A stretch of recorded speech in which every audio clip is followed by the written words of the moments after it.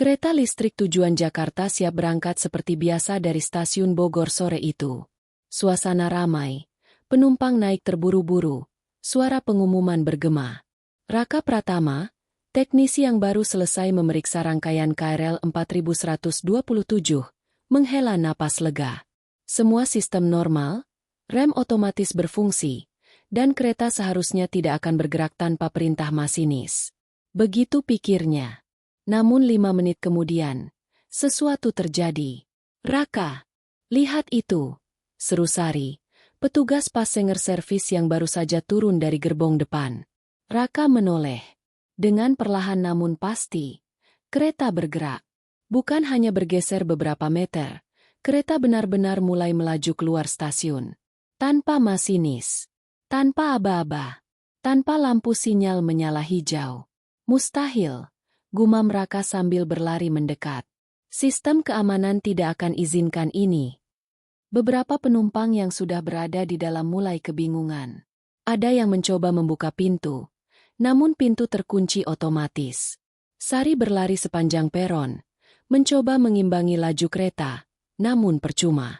Dalam hitungan detik, rangkaian itu melaju keluar stasiun Bogor, tanpa ada seorang pun di kabin masinis. Raka segera berlari ke ruang kontrol stasiun. Para petugas lain panik. Saluran komunikasi ke kereta tak merespon. Sinyal radio sunyi. Monitor pengawasan menunjukkan kereta terus bergerak tanpa berhenti di sinyal merah. "Apakah ada masinis cadangan di dalam?" tanya salah satu petugas. "Tidak ada," jawab Sari yang kini ikut masuk ke ruang kontrol. "Aku tadi mengecek semua gerbong. Kabin depan kosong." Petugas paling senior, Pak Arman, pucat. "Ini tidak mungkin secara teknis. Kereta tidak bisa aktif mesinnya tanpa kunci masinis." Namun fakta berbicara lain. Di layar monitor, kecepatan kereta meningkat. 20 km jam, 40 km jam, 60 km jam. "Hubungi pusat," perintah Raka. Tapi sebelum sempat mengangkat telepon, seluruh lampu di ruang kontrol berkedip. Gelap, hanya 2 detik. Namun cukup membuat seluruh orang di dalam ruangan merinding. Ketika lampu menyala kembali, sistem panel mati total. Monitor blank, radio hening. Sinyal listrik tidak stabil. Seolah ada sesuatu yang menarik kereta itu menjauh dari semua sistem manusia. Di dalam kereta, penumpang ketakutan. Lampu menyala redup. AC mati. Suara rel berdecit keras seolah kereta menahan sesuatu yang tak terlihat. Seorang ibu memeluk anaknya yang menangis. Pemuda berjoging di lorong gerbong mencoba membuka jendela darurat tapi gagal. Siapa yang nyetir kereta ini? Tidak ada jawaban. Namun beberapa penumpang bersumpah mendengar suara langkah kaki dari kabin masinis. Padahal, kabin itu kosong. Raka menatap rel yang memanjang ke arah utara, menuju Cilebut, Bojonggede, Depok, dan akhirnya Jakarta. Ia merasakan sesuatu yang tak bisa dijelaskan. Bukan malfungsi, bukan kelalaian. Ini, seolah kereta itu hidup. Atau, suara hati Raka berbisik, dikendalikan. "Raka," kata Sari dengan suara gemetar. "Kau tahu cerita soal kereta yang pernah berjalan sendiri, bertahun-tahun lalu?" Raka menoleh. "Itu hanya urban legend." Sari menatapnya dalam-dalam. "Bagaimana kalau itu bukan legenda?" Kereta terus melaju, membawa penumpang entah kemana. Dan malam, baru saja dimulai. Kereta KRL 4127 melaju menembus jalur Cilebut dengan kecepatan yang tidak wajar untuk mode otomatis. Normalnya, sistem keamanan pusat akan memaksa rem aktif jika kereta melewati sinyal merah. Namun kali ini, semua protokol seolah tidak berlaku. Lampu sinyal di setiap stasiun berkedip tak menentu, seperti diganggu oleh sesuatu yang tidak bisa dilihat manusia. Di dalam gerbong, suasana semakin kacau. Beberapa penumpang mulai merekam kejadian tersebut dengan ponsel mereka, berharap bisa menghubungi keluarga atau pihak berwajib. Namun tidak ada satupun sinyal yang tersambung. "Tidak ada layanan jaringan," kata seorang pria saat mencoba menelpon. "Ini aneh, biasanya jalur sini kuat sinyal." Di kursi dekat pintu, seorang nenek berbisik pelan sambil memegang tasnya erat-erat. Kereta ini, kereta sial, dia kembali, gumamnya. Pemuda di sebelahnya menoleh bingung. Maksudnya, Nek? Nenek itu tidak menjawab. Matanya tampak kosong, seperti mengingat trauma lama. Di stasiun Bojonggede, petugas yang melihat kereta melintas tanpa berhenti langsung menghubungi pusat. Ini gila. Kereta itu tidak mengurangi kecepatan sama sekali. Namun pihak pusat hanya menjawab singkat. Kami tidak bisa akses sistemnya. Kereta itu tidak terdeteksi radar. Tidak terdeteksi? Itu mustahil. Semua KRL memiliki GPS internal dan transponder yang wajib menyala selama beroperasi. Tetapi, kenyataannya, KRL 4127 menghilang dari peta digital. Di ruang kontrol pusat Manggarai, para petugas panik. Aliran pengereman jarak jauh tidak berfungsi. Relay sinyal macet. Semua layar status kereta menunjukkan no data. Seolah kereta itu bukan bagian dari sistem. Apakah ada percikan listrik? Apa ini sabotase? Tanya supervisor. Teknisi hanya bisa menggeleng. Tidak ada tanda-tanda fisik. Sistemnya diserang dari dalam. Pernyataan itu membuat ruangan hening. Dari dalam? Maksudmu? Seperti ada yang override sistem manualnya. Tapi, tidak ada masinis di sana. Mereka saling pandang, merasakan sesuatu yang jauh lebih buruk daripada sekadar gangguan teknis. Sementara itu, Raka dan Sari ikut naik ke kereta penyusul dengan lokomotif dinas yang diberangkatkan dari Bogor. Mereka mencoba mendekat dari belakang, berharap bisa menyambungkan alat penarik dan menghentikan laju kereta. Namun anehnya, setiap kali kereta dinas mendekat, KRL 4127 makin mempercepat laju, seolah tahu mereka ingin mengejarnya. Ini tidak mungkin, seru Sari. Kereta itu tidak punya AI secanggih ini. Raka menggertakkan gigi. Bukan sistem komputer yang mengontrolnya. Ia tidak berani melanjutkan kalimatnya. Di gerbong 3, suhu mendadak turun drastis. Napas para penumpang terlihat seperti uap. Anak kecil menangis tanpa sebab. Di pintu penghubung gerbong, kaca mulai berembun. Namun muncul sesuatu yang membuat semua orang merinding. Ada tulisan di kaca. Bukan dari luar, tapi dari dalam. Tulisan itu terbentuk perlahan. Seperti ada jari tak kasat mata yang menulisnya. BAWAKUPULANG. Seorang wanita menjerit histeris. Siapa yang menulis itu? Namun tidak ada yang menjawab. Semua orang berdiri menjauh dari pintu. Wajah-wajah pucat. Beberapa menutup mata, berdoa dalam hati. Kereta tidak hanya berjalan sendiri. Kereta ini, seolah dihuni. Raka yang kini berada di lokomotif dinas merasakan sesuatu yang aneh. Bukan hanya ketegangan, melainkan tekanan. Seperti ada beban tak terlihat yang mengikuti mereka di sepanjang rel. Sari, kata Raka pelan. Aku pernah mendengar cerita tentang kecelakaan 20 tahun lalu. Katanya ada kereta yang melaju tanpa kendali dan menabrak malam-malam. Sari mengangguk perlahan. Aku juga pernah dengar. Tapi itu kecelakaan besar, dan keretanya dihancurkan. Raka menatap ke arah rel yang gelap. Apa kau yakin? Keretanya benar-benar dihancurkan. Sari tidak menjawab. Jantung mereka berdetak lebih cepat dari suara roda besi yang beradu dengan rel. Sementara itu, di dalam KRL 4127, lampu padam. Total. Gelap gulita. Tidak ada suara penumpang. Tidak ada suara mesin. Tidak ada suara rel. Namun di kegelapan itu, terdengar suara lain. Pelan, berat, menyeret. Langkah kaki. Dari arah kabin masinis. Lalu suara pintu terbuka. Klek.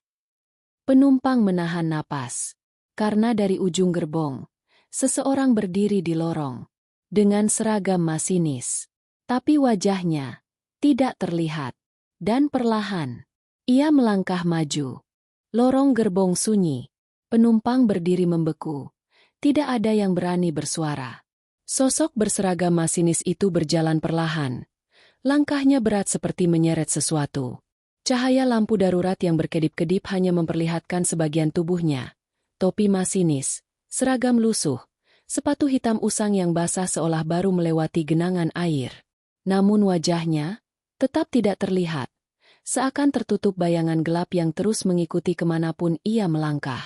Seorang pria muda memberanikan diri bersuara. "Pak, Anda masinisnya, kan? Bisa hentikan kereta ini." Sosok itu berhenti, tidak menjawab, hanya menoleh perlahan. Saat itulah, seluruh penumpang merinding. Bukan karena wajahnya, tapi karena tidak ada wajah di balik bayangan itu. Gelombang dingin menyapu seluruh gerbong. Lampu darurat mati seketika. Gelap total. Hanya terdengar suara napas tertahan, isak pelan, dan suara tawa lirih. Bukan tawa manusia. Seperti gema dari lorong panjang. Lalu tiba-tiba, cetar. Lampu menyala kembali. Sosok itu hilang. Tapi sesuatu tertinggal di kursi dekat jendela. Sebuah topi masinis, penuh bercak darah kering. Di kereta dinas, Raka dan Sari terus mengejar KRL 4127. Mereka sudah melewati stasiun Depok Baru, tapi jarak tidak pernah berkurang. Seolah kereta di depan bergerak lebih cepat setiap kali didekati, dan lebih lambat setiap kali dijauhi. "Ini seperti dia bermain dengan kita," gumam Sari. Raka diam. Tangannya mengepal kuat, mencoba memikirkan cara lain. "Oke, kalau kita tak bisa menghentikan dari belakang, kita harus masuk dari depan." "Masuk dari depan? Kamu gila?" Sari terkejut. Kereta itu melaju 70 km per jam. "Aku tahu," jawab Raka. "Tapi aku lebih takut membiarkan penumpang di sana sendirian." Sari terdiam. Ia tahu Raka benar. Sesuatu yang jauh lebih berbahaya sedang terjadi di kereta itu. Ia menarik napas panjang. "Baik, kita cari titik terdekat untuk melompat." Raka mengangguk, lalu menatap peta jalur. Antara Depok dan Universitas Indonesia, ada rel lurus panjang sebelum masuk terowongan lama. Sari mengernyit. Terowongan itu bukan yang ditutup sejak kecelakaan dulu. Raka menatapnya. "Ya." Hening sejenak. Terowongan itu terkenal. Angker. Di KRL 4127, penumpang mulai menyadari sesuatu yang lebih aneh lagi. Mereka melihat jendela dan menyadari kereta melaju ke arah yang sama, tapi pemandangan di luar terlihat aneh. Stasiun yang seharusnya dilewati tidak muncul. Tidak ada sinyal lampu. Tidak ada bangunan. Hanya kabut pekat. "Kereta ini masih di jalur yang sama, kan?" tanya seorang penumpang. "Seharusnya sudah sampai Depok Baru," jawab pria berjoging tadi. "Tapi kita belum berhenti sama sekali." Tiba-tiba, seorang nenek yang sejak awal diam, membuka mata. Suaranya bergetar, tapi sangat jelas. "Ini jalur lama." Beberapa orang menoleh. "Jalur lama?" Nenek itu mengangguk pelan. "Jalur yang dipakai sebelum kecelakaan besar. Saat kereta terbakar, dan semua penumpangnya terjebak di dalam." Suasana menjadi mencekam. "Aku ada di sana," bisik nenek itu. "Aku, satu-satunya yang selamat." Gerbong menjadi hening. Semua menatapnya. Kereta itu dikemudikan oleh seorang masinis bernama Surya. Dek. Nama itu membuat udara seolah berhenti. Di lokomotif dinas, Raka menatap monitor laporan kecelakaan lama yang ia temukan secara offline. Ada satu nama yang muncul berulang-ulang dalam catatan investigasi. Masinis Surya Wijaya. Status hilang. Tidak ditemukan jasadnya. Raka menatap namanya lama. Bulu kuduknya berdiri. "Surya," gumam Raka. Masinis terkenal, tapi menghilang setelah kecelakaan itu. Sari menelan ludah. "Kau tahu apa yang lebih aneh?" "Apa?" "Masinis senior di depo. Namanya juga Surya. Tapi dia masih hidup." Raka menoleh cepat. "Apa?" "Iya," kata Sari. Dia kerja malam. Tapi, beberapa bulan lalu dia tiba-tiba berhenti. Tanpa alasan. Raka merasakan sesuatu yang tidak beres. Kau pernah bertemu dengannya? Sari mengangguk pelan. Pernah. Sekali. Dan Sari memejamkan mata. Suara bergetar. Dia bilang, jangan pernah naik kereta malam dari Bogor. Beberapa kereta tidak dikemudikan manusia. Raka membeku. Sari melanjutkan. Dan sebelum dia pergi, dia bilang, kalau kau dengar suara bel lama berbunyi, jangan buka pintu kabin masinis. Karena yang mengetuk, bukan orang. Kereta KRL 4127 mulai memasuki area gelap. Rel di depan mereka mengarah ke terowongan tua. Penumpang mulai menangis, berdoa, memeluk satu sama lain. Suara gesekan logam terdengar, seperti kuku yang menyeret di dinding kereta. Tiba-tiba, bel tua berbunyi. Ting, ting, ting. Sari menatap Raka. Wajah mereka sama pucatnya. Itu, suara Sari hampir tidak terdengar. Bel kereta, model lama. Raka mengangguk pelan. Dan perlahan, dari kabin masinis, terdengar ketukan. Tok, tok, tok. Bukan ketukan biasa. Ketukan, 3 kali. Irit mehas. Seperti kode. Tok. Diam. Tok. Raka menegang. Itu kode komunikasi masinis. Dan dari dalam kabin, seseorang berbisik.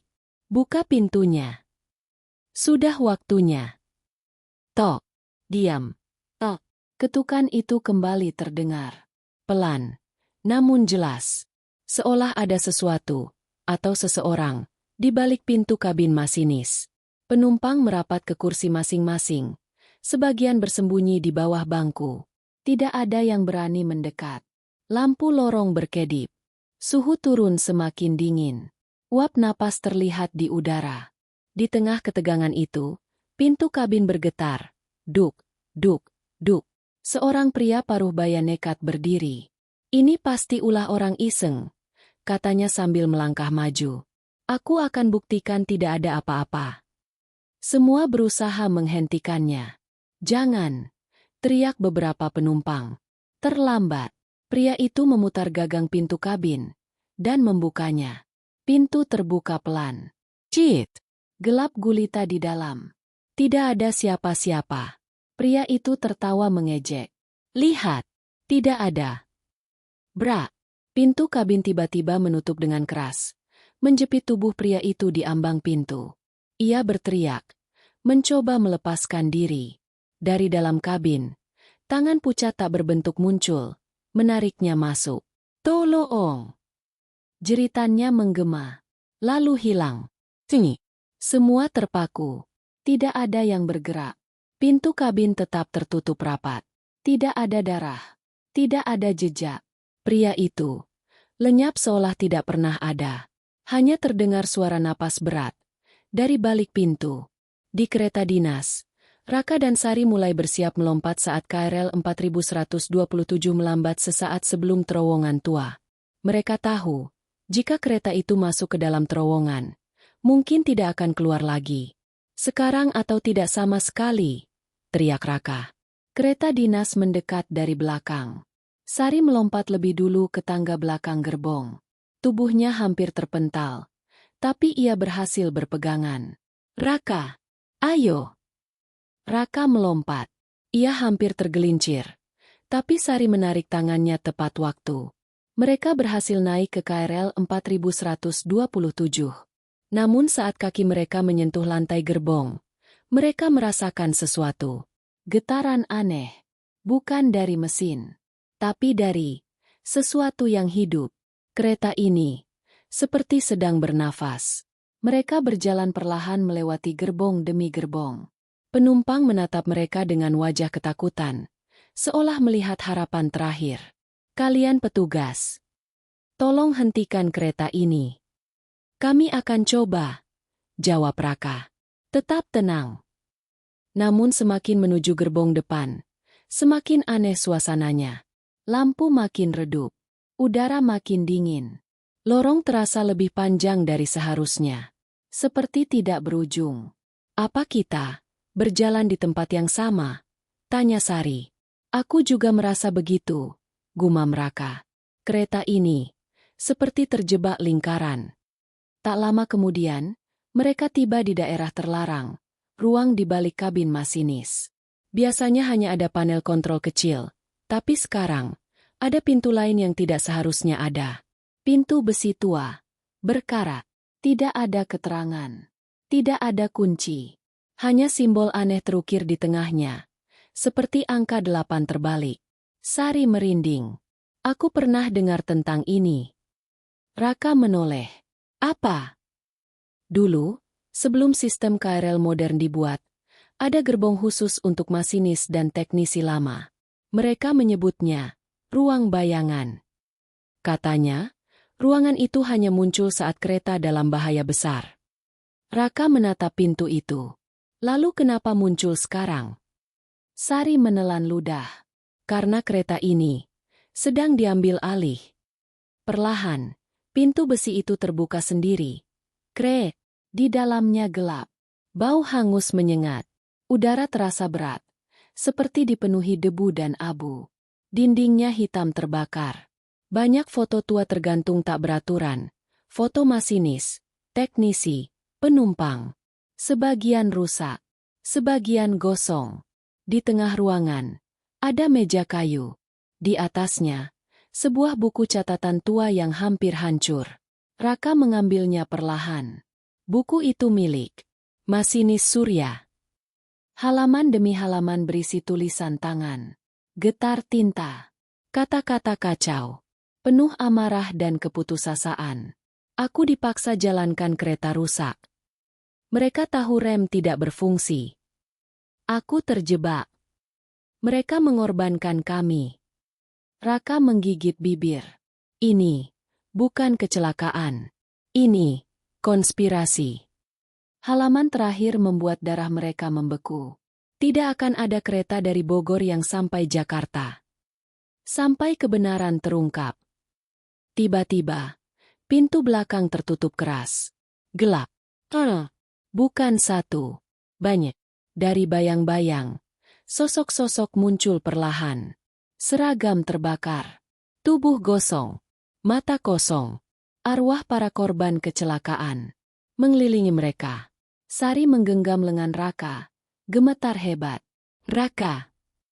Dari kegelapan, satu sosok berdiri paling depan. Topi masinis tua di kepalanya. Matanya merah menyala. Aku Surya.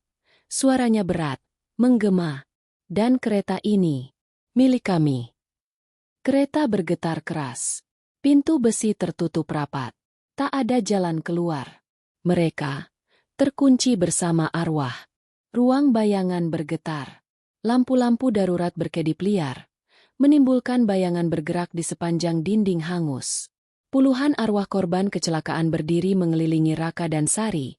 Tubuh terbakar, seragam meleleh, sebagian tanpa wajah.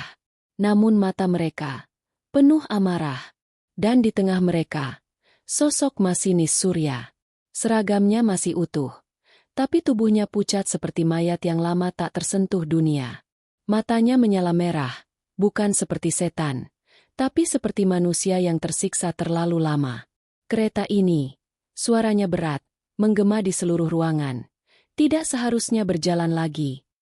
Raka maju satu langkah, menatap Surya tanpa mundur. Kenapa kau menakut-nakuti penumpang? Mereka tidak bersalah. Surya mengangkat kepalanya pelan. Mereka tidak bersalah. Tapi aku tidak mengejar mereka. Ia menatap lurus ke mata Raka. Aku mencari keadilan. Udara berubah berat. Tekanan tak kasat mata menekan dada semua yang ada di ruangan. Bahkan Sari hampir pingsan. Apa yang sebenarnya terjadi 20 tahun lalu? Tanya Raka. Surya menutup mata, perlahan mulai bercerita. Malam kecelakaan itu, manajemen memaksa kereta tetap beroperasi meski rem utama rusak. Ada surat resmi, tapi sudah dimanipulasi. Surya menolak, namun ancaman datang. Jika ia tidak menjalankan kereta itu, Istrinya akan dipecat dari pekerjaannya di perusahaan yang sama. Aku tidak punya pilihan. Malam itu, rem benar-benar gagal. Kereta tak bisa berhenti. Sama seperti sekarang. Kami terbakar hidup-hidup di dalam terowongan itu. Semua penumpang, semua kru. Suara Surya bergetar, tapi bukan karena takut, karena marah. Aku mencoba menyelamatkan mereka. Tapi pintu terkunci otomatis. Sistem tidak mau membukanya. Karena mereka sengaja menutup. Para korban di sekeliling mereka menangis tanpa suara. Ada yang menunjukkan luka bakar. Ada yang memegang anak kecil. Ada yang masih memakai tiket di tangannya. Setelah itu, lanjut Surya, mereka menyalahkanku. Menghapus semua data. Mengubur fakta. Mengatakan aku melarikan diri. Padahal, jasadku tidak pernah ditemukan. Raka menatapnya lekat-lekat. Karena kau tidak mati di dunia ini. Surya mengangguk perlahan. Aku terjebak antara hidup dan mati. Bersama mereka. Sari ikut bicara. Lalu, kenapa sekarang? Kenapa kereta ini dijalankan kembali? Surya menatap langit-langit gerbong. Karena seseorang mencoba menghapus bukti terakhir. Kereta 4127 ini adalah rangkaian yang sama. Mereka cat ulang. Ganti nomor. Tapi, masih mengingat. Mendadak, Raka teringat sesuatu. Tadi, buku catatanmu. Tertulis, tidak akan ada kereta dari Bogor yang sampai Jakarta sebelum kebenaran terungkap. Surya menatap Raka. Senyumnya samar. Kau mengerti. Tiba-tiba, kereta berguncang hebat. Seperti ada sesuatu yang berusaha keluar dari rel. Suara gemuruh dari luar. Penumpang menjerit ketakutan. KRL 4127 memasuki terowongan tua. Gelap menelan seluruh cahaya. Seolah dunia luar tak lagi ada. Raka tahu, ini adalah saat terakhir. Jika mereka tidak bertindak sekarang, semua akan lenyap. Surya, kata Raka, setengah berteriak karena bising. Apa yang harus kami lakukan? Surya menatapnya. Buka kebenaran. Sebarkan. Biarkan dunia tahu. Hentikan kebohongan mereka. Bagaimana caranya? Kami tidak bisa keluar. Seru Sari. Surya mengangkat tangannya. Angin dingin menyapu. Tiba-tiba, buku catatan di meja terbuka sendiri. Halaman terakhir bersinar. Kalian harus bawa ini keluar. Raka mengambil buku itu. Hangat, meski ruangan sangat dingin. Tapi kereta ini tidak akan keluar. Suara Surya menggelegar. Tapi kalian bisa. Sebelum mereka sempat bertanya, lantai gerbong mulai merekah. Celah cahaya muncul. Angin kencang menarik mereka ke bawah.